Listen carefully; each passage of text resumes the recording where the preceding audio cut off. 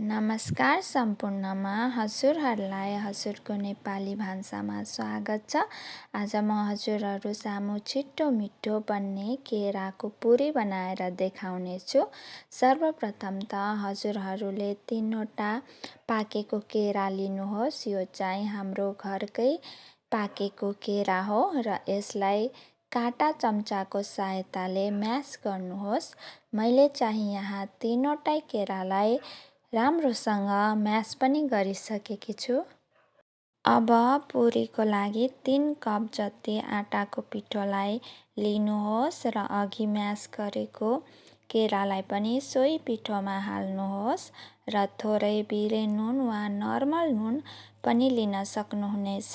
अब सबै इन्ग्रेडियन्ट्सलाई सफा हातले मुछ्नुहोस्। पुरीमा केराको आफ्नै गुलियोपना हुनाले चिनी हालिरहनु पर्दैन र गुलियोलाई ब्यालेन्स गर्न नुन पनि हाल्नु हुँदा हुन्छ। यो डो अलि साह्रो भएको हुनाले थोरै दुध वा पानी हालेर पनि मुछ्नुहोस् र पुरी बनाउनको लागि पर्फेक्ट डो बनेर पनि तयार भयो। अब यो डोबाट थोरै पोर्सन लिएर दुवै हातको प्रयोग गरेर गोलाकार सेप बनाएर थेप्चो बनाउनुहोस्। अब बेल्दाखेरि पुरी नटासियोस् भनेर थोरै घिउ वा तेललाई लिएर बेलना र चौकामा पनि दल्नुहोस् र पुरी बनाउने डल्लोमा पनि घिउ हालेर बेल्न सुरु गर्नुहोस्। यहाँ चाहिँ मैले सानो सानो आकारमा पुरी बेल्दैछु। हजुरहरूले ठुलो आकारमा पनि बनाउन सक्नुहुनेछ। अब यहाँ चाहिँ मैले तेल तताउन राखिसकेकी छु।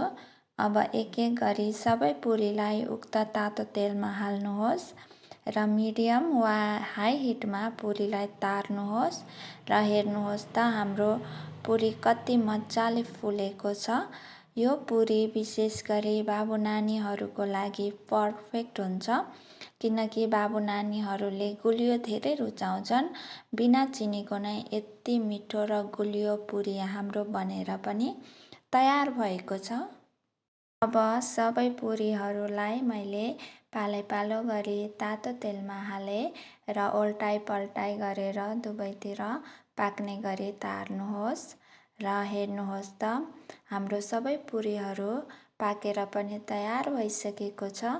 हेर्दै खाउँ लाग्ने छिटो र मिठो तातो तातो पुरी हजुरहरूले पनि अवश्य घरमा बनाएर खानुहोला र हेर्नुहोस् त कति मजाको पुरी फुलेको छ।